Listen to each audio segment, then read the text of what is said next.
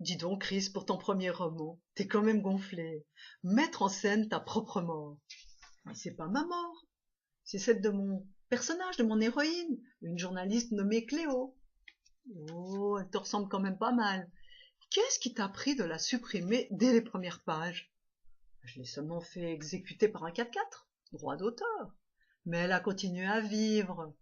Seulement fait exécuter? Oh, d'abord, elle n'est pas morte, puisqu'on la retrouve en train de flotter au-dessus de son corps. Et puis, elle se découvre capable de se déplacer instantanément ou de créer des maisons par la seule pensée. Du délire. Mais pas du tout. Pour écrire ce livre, je me suis penchée sur des milliers de documents. J'ai étudié des recherches. J'ai commencé par les témoignages d'expériences de mort imminente. Tu sais ce qu'elles montrent, ces expériences? Elles montrent que la conscience survit à la mort clinique. Tu veux parler de ces hallucinations émanant d'un cerveau privé d'oxygène pendant quelques minutes, dont parlent les médecins? Comment expliques-tu alors que des aveugles de naissance puissent voir et décrire parfaitement l'endroit où s'est passé leur arrêt cardiaque, ainsi que les manœuvres effectuées pendant leur réanimation, hein? Bon, admettons à la rigueur, mais de là à embarquer ta Cléo et nous avec, dans des vies antérieures, des processus de réincarnation, tu pousses là, tu pousses.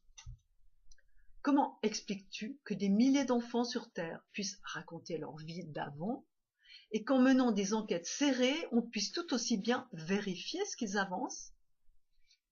Tu parles de preuves. Disons plutôt que c'est l'explication la plus plausible à des phénomènes inexpliqués. Eh ben oui, les scientifiques qui osent se pencher sur la question ne disent pas autre chose. Tu m'énerves.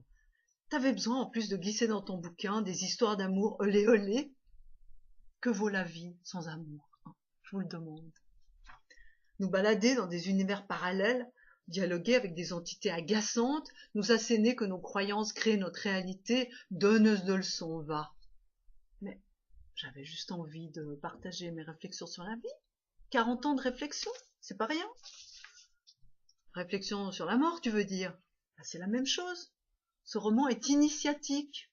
Je ne force personne à le lire d'ailleurs. Bah, encore heureux. Ma vie est suffisamment compliquée comme ça. Et tu crois que je t'ai pas vu sortir tout à l'heure des toilettes avec le bouquin sous le bras? Et alors? Il n'y avait plus de papier.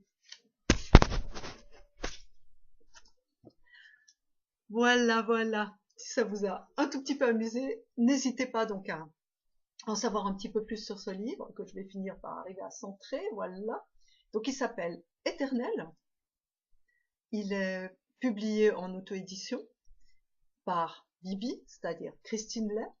Vous trouverez des informations sur le site de Christine, donc christinelay en un mot.ch. Et puis aussi, ben voilà, vous pourrez l'acheter sur Amazon ou bien sur lulu.com.